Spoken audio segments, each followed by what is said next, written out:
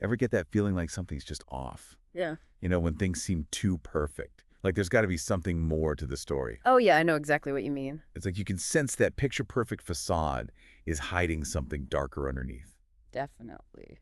Well, the case we're diving into today is exactly that. We're looking at Sidney Powell, a young woman who seemed to have it all. But then, things took a very dark turn. Yeah, this case really makes you wonder about people, doesn't it? Absolutely. So we got this podcast episode someone sent in about Sydney, her family, and a crime that just shocked their entire community. That's a wild one. Let's start at the beginning. In the podcast, Sydney Powell is portrayed as, well, a model student, good grades, athlete, popular, the whole 9 yards. Seems like she had it all, right? Right. Even got accepted to a great university. But as we know, that image wasn't the complete picture. Nope. Turns out Sydney was hiding something big. And it set off a chain of events with some really tragic consequences. And that secret, well, it was her struggles in college. Seems like the pressure to keep up that perfect image, that high achiever persona, just got to be too much. You can imagine the pressure, right? Oh, absolutely. And she started down this path of lies and deception. And it just kept spiraling further and further out of control. It's like a snowball effect. One lie leads to another, and before you know it, you're buried under this mountain of deception. Exactly. The podcast goes into how she got expelled from Mount Union University. Wow. But she kept pretending she was still a student, sneaking into dorms, the whole bit. Even accepted a leadership position in her sorority. Wait, seriously, she was expelled and still got a leadership role. That's what the podcast says. I mean, the lengths she went to, it's unbelievable. Makes you think about just how afraid she must have been to fail or to face the truth. It's definitely a sign of some deep-seated issues, that's for sure. Oh, absolutely. But here's where things take an even darker turn. March 3rd, 2020. Officials at the university, they were concerned about Sydney's situation. Makes sense considering she was expelled and all. Yeah, right. So they decided to call her mother, Brenda. Okay. But before they could even really explain what was going on, they heard the most chilling sounds over the phone.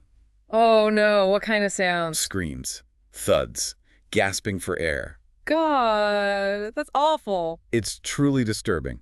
The podcast, they described these sounds captured on that phone call as a clear indication of sudden and brutal violence.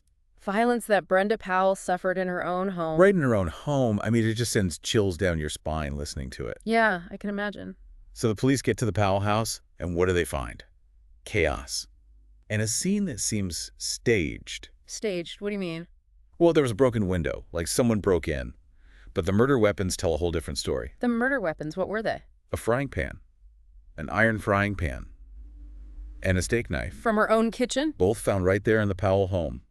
No forced entry, everyday household items used as weapons. It all pointed to someone who knew Brenda, someone familiar with the house. Someone who knew their way around, for sure. Now, Sydney was found injured at the scene, and she claimed an intruder attacked her mother. But did the police buy that story? Well, the inconsistencies in her story plus all that evidence, it didn't take long for them to make her the prime suspect. So what happened next? Did they arrest her? They did. Arrested and charged with her mother's murder, but her defense, not guilty by reason of insanity. Wow. That's a big claim, insanity. It is. And that's where things get really complicated. We'll have to dig into all that after a quick break. I'm definitely hooked. Can't wait to hear more. So that insanity defense, that really puts the spotlight on just how complicated things can get when you're dealing with mental health and the legal system. Right. I mean, how do you even begin to sort out where one ends and the other begins? Sydney's attorneys, they went all in on her mental illness, brought in expert witnesses, the whole 9 yards. And what did these experts say? They testified about her history of hallucinations, psychotic episodes, stuff like that. Trying to paint a picture of someone who wasn't in control of their actions. Exactly. And they even brought up that breakdown she had in high school, remember? During that track meet. Oh, yeah, I remember that. They were trying to establish a pattern of behavior. Right, like this wasn't just a one-time thing. Her mental state was fragile, especially under pressure. But of course, the prosecution wasn't buying it. They probably thought she was faking it, right? That's what they argued. Said she was exaggerating her symptoms to avoid taking responsibility. So what did they focus on? All the evidence that pointed to premeditation, the staged break-in, the lies she told the police, trying to hide evidence, all those things. So they're saying she knew exactly what she was doing. Yep. And they even brought up this detail from the trial. Apparently, Sydney was allowed to leave the courtroom whenever the testimony got too intense for her. Really? I didn't know that. Yeah, the podcast mentioned it. Makes you wonder, doesn't it? For sure. I mean, was it a legitimate accommodation for someone struggling mentally? Or was it a tactic, to gain sympathy from the jury? It's a tough call. And then you have her family, standing by her side through the whole thing. Never wavered in their belief that she was innocent. Blamed it all on her mental illness. It's understandable, right? You want to believe the best about your loved ones. Absolutely. But it makes you think, could their closeness to Sydney have made it hard for them to see the truth? Or did they genuinely believe it was all down to her mental state? It's a heartbreaking situation all around, that's for sure. A mother's dead, a daughter's on trial, and a family's torn apart. And ultimately, it all came down to the jury. They had to decide. Was she a cold-blooded killer who planned this whole thing out, or was she a victim of her own mind, driven to do something horrific? And what did they decide? Guilty. On all counts. Murder, assault, tampering with evidence. Seems like the prosecution's arguments about her deliberate actions, her cover-up, that's what resonated with the jury. So even with all the talk about mental health, they still held her accountable. They did. Shows just how complex this whole issue is. Mental health and the law. Where do you draw the line? No easy answers, that's for sure. But what about the sentencing? What happened there? Well, she got 15 years to life. Minimum sentence for the crimes. Maybe the judge, even though she was found guilty, maybe he took her mental state into account. Could be. So even with the guilty verdict, there was some acknowledgement that this wasn't a clear-cut case. Exactly. The case of Sydney Powell, it leaves you with a lot of questions.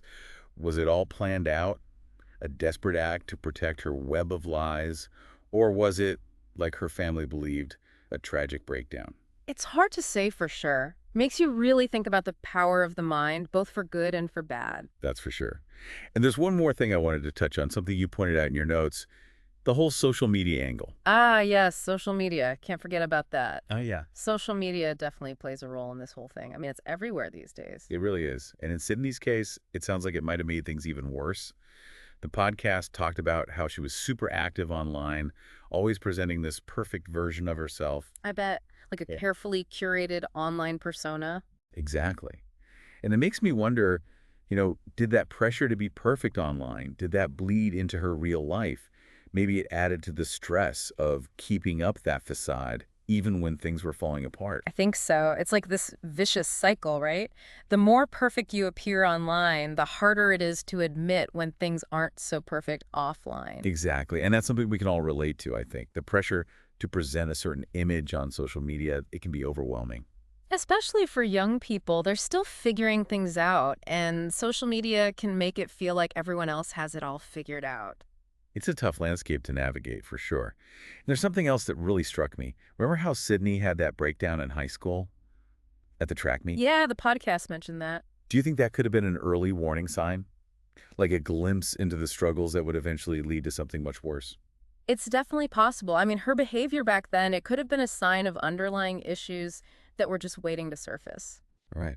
And I know you had some research in your notes about the link between concussions and mental health. Oh, right. Sydney had a history of concussions from playing sports.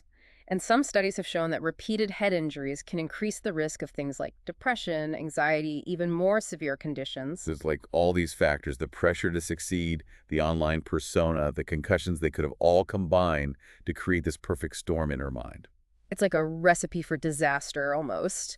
And it makes you wonder what could have been done differently. What if someone had recognized those warning signs? What if she had gotten the help she needed? It's a tragedy on so many levels. And it makes me think about what we can learn from Sydney's story. Absolutely. I think the biggest takeaway is the importance of seeking help when you're struggling. It's okay to not be okay. And it's so important to have people you can talk to, people who can support you. It's like what you said earlier, right? Mhm. It's okay to not be okay. Exactly. And we need to do a better job of creating a culture where people feel comfortable talking about their mental health without shame or judgment. And maybe, just maybe, if we can do that, we can prevent other tragedies like this from happening. That's the hope, isn't it? To learn from the past and create a better future. Well said. And on that note, I think it's time to wrap up this deep dive. It's been a heavy one, but also incredibly thought-provoking. It really has. Thanks for having me. Thanks for being here. And to our listeners, thanks for joining us on this journey. Remember, keep questioning, keep exploring, and keep diving deep. We'll see you next time.